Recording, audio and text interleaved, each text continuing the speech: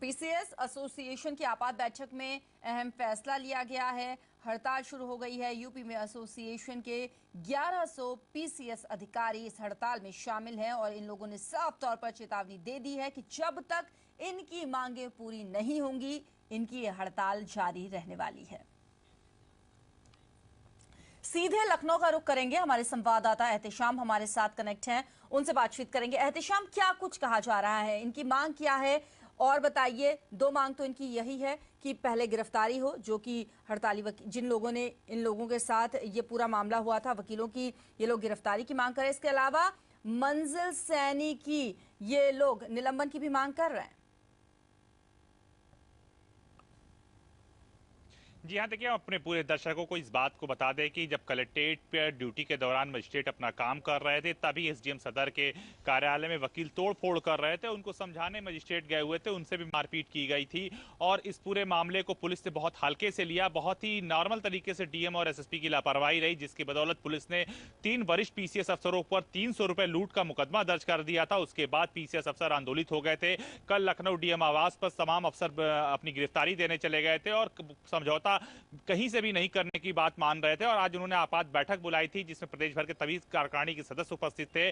और हम आपको बता दें, कई दर्जन संगठन भी इस बैठक में शामिल हुए। उन्होंने भी हड़ताल पर जाने का ऐलान किया था और कार्यकारिणी के सर्वसम्मति से इस बात का फैसला हुआ है कि जब तक उनकी 3 मांगे नहीं पूरी होगी, तब तक वो हड़ताल पर नहीं आएंगे। और कल से हड़ताल, मतलब अभी तत्काल प्रभाव से हड़ताल पर वो चले गए हैं। और उत्तर प्रदेश के एसोसिएशन के पास करीब 1100 पीसीएस अफसर है, जो उत्तर प्रदेश में इस वक्त चुनाव का सबसे बड़ा काम देख रहे हैं। पूरी कानून व्यवस्था उनके हाथ में रहती, वो हड़ताल पे चले गए हैं। उत्तर प्रदेश की तहसीलों में कामकाज ठप हो गया है। उनके समर्थन में लाखों कर्मचारी हड़ताल पे चले गए। उनकी 3 रूप से, मुख्य रूप से सरकार से मांग है। उनका साफ कहना है कि जिन दोषी पुलिसकर्मियों ने मजिस्ट्रेट को पीटा है, मजिस्ट्रेट का हाथ तोड़ा है, उनके खिलाफ कठोर कार्रवाई करते हैं, उनको फौरन गिरफ्तार किया जाए। इसके साथ उनका यह भी कहना है कि जिस थाने के वो मजिस्ट्रेट है, बकायदा वो कलेक्ट्रेट में मौजूद हैं और उन पर एफआईआर दर्ज हुई है। 300 रुपए लूट की 3 पीसीएस अफसरों की पर एफआईआर दर्ज हुई है। इस पूरे मामले की जानकारी एसएसपी को थी और एसएसपी ने इस पूरे मामले को बहुत ही हल्के तरीके से लिया। तो कहीं ना कहीं एसएसपी दोषी हैं, क्योंकि मजिस्ट्रेट के ऊपर ऑन ड्यूटी एफआईआर दर्ज करने का कोई प्रावधान नहीं बनता है, क्योंकि बिना उच्च अधिकारियों को सभी संगठन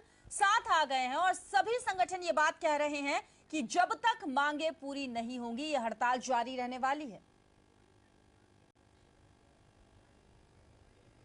जी हाँ, देखिए, सभी संगठन इसमें शामिल हो गए। और एक बात और भी बहुत बड़ी बताना चाहता हूं कि तीसरी मांग है, जो मीरगंज की एसडीएम अर्चना देवी, उनको बहाली की मांग है। क्योंकि सरकार ने 2-3 दिन पहले मीरगंज की एसडीएम को तत्काल प्रभाव से निलंबित किया था, लेकिन जो रूल्स कहता है, जो इलेक्शन कमीशन का रूल कहता है, उनको निलंबित नहीं किया जा सकता है, क्योंकि बिना आयोग की परमिशन से उनको निलंबित किया है। आयोग ने भी सरकार से इस बात को तलब कर लिया है कि बिना उनकी इजाजत के कैसे एसडीएम का निलंबन किया जा सकता है, क्योंकि एसडीएम के ट्रांसफर पोस्टिंग पर आयोग ने रोक लगा रखी है। कोई भी ट्रांसफर पोस्टिंग होता है तो बिना आयोग की परमिशन के बिना ट्रांसफर पोस्टिंग नहीं हो सकता है। साथ ही किसी का निलंबन भी क्यों ना हो, बिना आयोग की परमिशन के निलंबन नहीं हो सकता है। जब कोई भी ऑफिसर बकायदा उप निर्वाचन आयुक्त के यहाँ कार्य कर रहा है मीरगंज में, और ऐसे में उसका निलंबन करना कहीं भी सही नहीं है। ऐसे में इस बात का भी विरोध आज संगठन में पूर्ण रूप से हुआ था। डॉक्टर अर्चना द्विवेदी भी वहां मौजूद थी। उन्होंने भी अपना पूरा दुखड़ा रखा कि वो ऑन ड्यूटी बकायदा इलेक्शन कमीशन के कार्यों में जुटी हुई। तो लिहाजा 3 मांगों को मुख्य रूप से सामने रखा गया है कि इस पूरे मामले में लखनऊ एसएसपी की भूमिका बहुत ही खराब रही है। लिहाजा लखनऊ एसएसपी को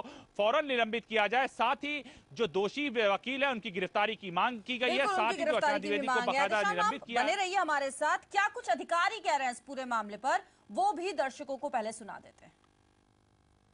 बैठक जनपद लखनऊ में एसीएम तृतीय के साथ कतिपय अधिवक्ताओं द्वारा मारपीट के संबंध में आहूत की गई थी और उसके बाद पुलिस के द्वारा ड्यूटी पर तैनात मजिस्ट्रेट के विरुद्ध, सीआरपीसी के प्रावधानों के विरुद्ध जिस तरह से एफआईआर दर्ज की गई, उसको लेकर के आहूत की गई थी, जिसमें पीसीएस अधिकारियों के साथ अन्य कर्मचारी संगठनों के प्रतिनिधि भी सम्मिलित हुए और एक स्वर से सबके द्वारा अपेक्षा की गई कि जो भय का माहौल कर्मचारियों के बीच में बनता है, उसका निवारण बहुत जरूरी है।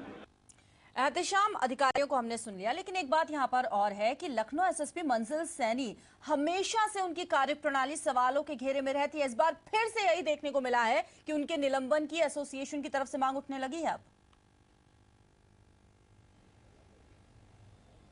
जी हाँ, देखिए लखनऊ एसएसपी पूरी तरह से घेरे में आ गई हैं, क्योंकि किसी एक मजिस्ट्रेट का मामला हो तो समझ में आता है। कानून व्यवस्था देखने वाले 3 मजिस्ट्रेट और उसमें से एक आध मजिस्ट्रेट ऐसे हैं जिनके इलाके में वो थाना आता है, उस थाने के भी मजिस्ट्रेट है, ऑन ड्यूटी वो काम कर रहे थे। 3 मजिस्ट्रेट के ऊपर 300 रुपए लूट का मुकदमा दर्ज हो जाता है और सरकार पूरी तरह से सोई रहती है। तो बहुत बड़ी घटना हो गई है, पूरे कलेक्ट्रेट के कर्मचारी हड़ताल पर चले गए हैं। वहीं दूसरी तरफ बरेली की जो घटना हुई, बरेली के एसडीएम को जो निलंबित किया गया सरकार की तरफ से, उसका भी विरोध शुरू हो गया है, क्योंकि आयोग से बिना परमिशन लिए उसको निलंबित किया गया। उनका कोई भी दोष नहीं था, उन्होंने भी आज अपनी कार्यकारिणी में पूरी बात रखी है। तो पूरी तरह से मामला गरमा गया है। जो पीसीएस एसोसिएशन की कार्यकारिणी बुलाई गई थी, बैठक बुलाई गई थी, उसमें कई बड़े कर्मचारी संगठनों के तमाम बड़े नेता मौजूद थे, उसमें नेकपाल संघ के नेता मौजूद